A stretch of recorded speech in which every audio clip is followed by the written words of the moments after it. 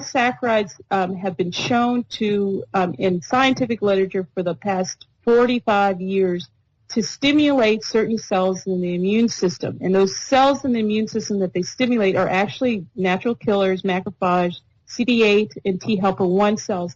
All of those cells are the cells that surveil the body for cancer and precancerous cells. Walnuts are a wonderful source of omega-3 fatty acids, and they also contain magnesium and manganese. This is one of the reasons why we would include this recipe in the book. And plus, it's just really delicious. You don't have to sell me on this. I'm already there. And then I would serve this, since we're in the Pacific Northwest, I'd serve this wild mushroom pate with a dish called chili paste salmon. Chili paste salmon has, of course, the salmon that's cooked in a base of coconut milk, cilantro, and lemon, and then it's got a layer of course, chili paste on it. So. And then that takes about 20 minutes to make, and then it's 20 minutes in a preheated oven, and it's ready. No, I was just going to say that your cancer survivor patients, all they have to do is just to open a restaurant, and it'll be 5 stars. Oh, there you go. There you go. Go ahead. This recipe is really interesting because it's delicious for one thing, but it is also extremely nutritional. Now, I forgot to add that it's actually on a base of fennel and then the coconut milk. So let's just take a look at. So we've got fennel. Fennel is a carminative, which means that it absorbs gas. So oftentimes chemotherapy can cause a lot of disruption of the GI system. So a lot of gas and bloating that happens. So fennel is very, very helpful for decreasing the gas associated with the chemotherapy, the destruction the chemotherapy is done. You've got coconut milk. Coconut milk has some fatty acids and short-chain fatty acids that are very, very helpful in feeding the gut cells. Feeding the gut cells and also feeding the natural flora of the gut, so the good bacteria that live there that interface with the immune system. That's very, very, very important. You also have your fish that's a very lean source of protein, and protein's extremely important. My patients get an earful with regards to why it's important to eat protein in a set amount during their treatment. But so you have a lean protein that contains a lot of omega-3 fatty acids, or a good proportion, and most of that omega-3 fatty acids and your really important vitamin D is found in the skin of the fish. And a lot of people don't like that texture of they don't. A lot of people over here, in fact, don't like to eat the skin, but that's where a lot of the really important nutrients are. So when you cook the fish in coconut milk, it changes the texture a little bit. It kind of hides it, and so when you're eating it, you don't know that you don't really feel like you're eating a tough piece of skin. So that hides it. You've got your cilantro. Cilantro contains selenium, and selenium in just that small portion. Selenium acts as an antioxidant, but not so much to potentially overwhelm a chemotherapy that is actually acting in a way that actually creates oxidants. That's a lot of the chemotherapies. Their effectiveness has to do with actually generating oxidants. So you don't want to interfere with that, but food is a really wonderful way of getting your antioxidants in without interfering with chemotherapy. And then the chili paste is mostly there just for taste. Well, I'm sure if you research into that, there's 1,001. Oh yeah, I'm sure. There's the lycopenes in the tomato. are fantastic, particularly for prostate cancer. But and then lastly, I mean, we've got a number of soups and salads and stuff. But I was just, in the same recipe, I do want to say that we have desserts in the book as well. We wouldn't leave it out. Leave desserts out.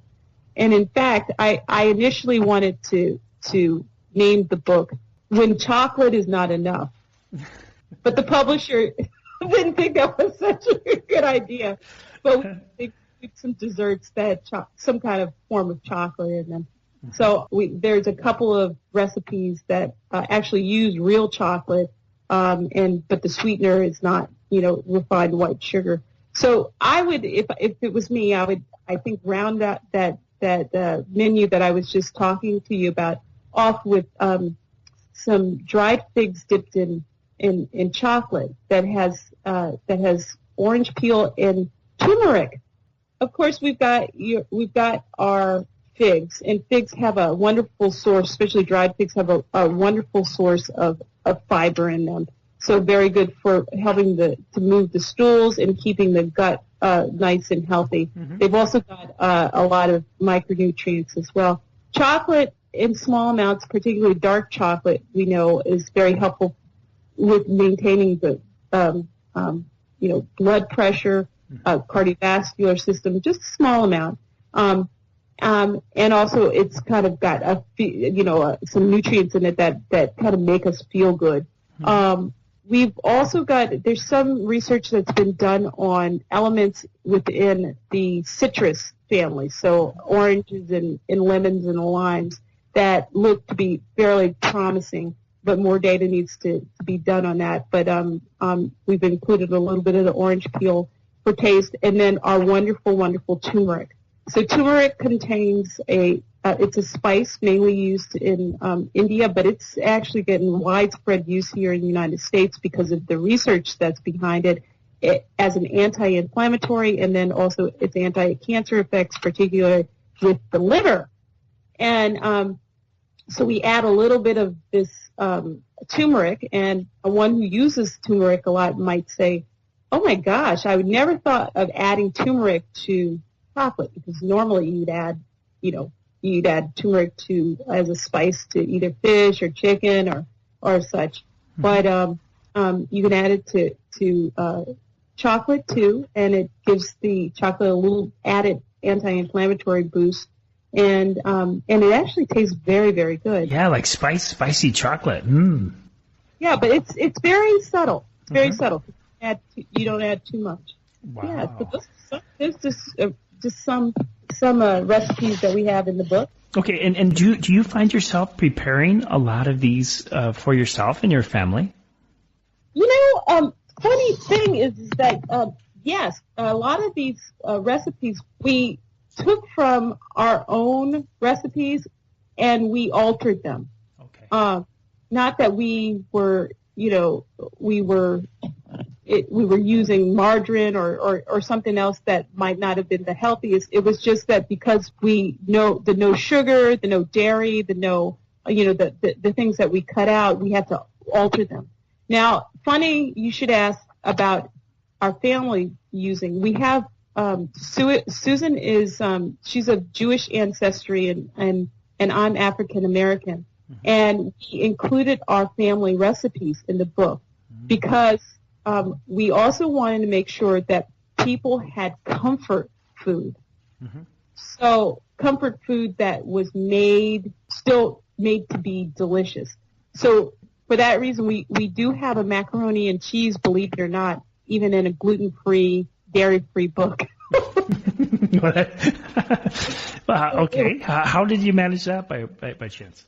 Susan worked her magic. And I have to tell you that I went to her house one day to take photos of the food, which was a day event with a professional photographer and a food person who makes food look nice. And there were some of the recipes that I kind of eyed, thinking, I don't know if this is going to be. And I ended up really liking them, and actually I did a little overeating at that setting. No. You were over testing. Oh, okay. I like that better. So, yeah, so the comfort is still in the food, and we've got some food that feels like it's from around the world. We really tried to include things that had a little bit of an Asian flair and a little bit of a soul food flair and a little bit of a kind of an Eastern European flair as well. Yeah, but I noticed that in your recipes, a lot of what you were using is also included in the Mediterranean diet. Oh yeah, that good old Mediterranean diet. Mm-hmm. Yeah, lots of lean meat like fish and a lot of different types of vegetables that are very colorful, and oils that are rich in cardioprotective, and that contain a lot of omega-3 fatty acids, a lot of nuts and seeds. Yes. Yeah, the nuts and the fennel that they use here as well, and the cilantro and a lot of the herbs. People are very generous with the herbs here as well. Right. It's interesting. Not to mention sugar again, but to mention it is that the refined sugar, there is a very addicting property of sugar, and it's interesting that when people move away from that or walk away from it, how many other things they begin to see and enjoy. But that when sugar is entered into the picture again, it's so addicting that it seems to consume the diet. So you look for things that are more processed. Mm-hmm. Yeah. Yeah, and it seems like we have more alternatives, at least than I did when I grew up. We have a stevia, but it's a sugar substitute and safe. And safe, exactly. So it's not like the saccharides or the aspartames that are. One could say that with regards to the research, there's no definitive out there, but it's a little it's a little worrisome.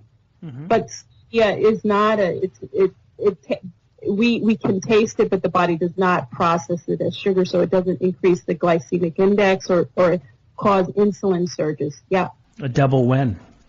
Yes. Okay, and you and Susan Gibb are able to pull this magic together and house it in such a way it is an intriguing invitation for anyone who has been suffering from any type of inflammatory problems to go ahead and try this diet. Many people. What's surprising is that we did write this for cancer patients, but many people that we've spoken to said, "Well, I don't have cancer, but I'd like to get this because it looks simple to use, and it's anti-inflammatory, and it looks like a diet that I need to be on." And I say, go for it. It's good food, and it's good food for you, and it's really interesting, and I think what I'm most proud about is how science has met culinary. Those have been wedded here very, very nicely, and I'm hoping that with regards to integrative medicine, that the use of food as medicine or food as ally continues as well. Okay, Dr. Lisa, so this book is available, you mentioned, on Amazon? Yeah, it's available on Amazon. There's another site, Barnes & Noble online. Okay. And of course you're in it's also in Barnes & Nobles and some other independent stores in the United States. Is there a website that you can direct people to if they are interested in getting more information on you and more information on this book? Yes, thanks for asking about that. Yeah, there's a website where you could read blog articles and get free recipes and find out more information just about nutrition during cancer treatment. It's called www.cookingthroughcancer.com. cookingthroughcancer.com. And Dr. Lisa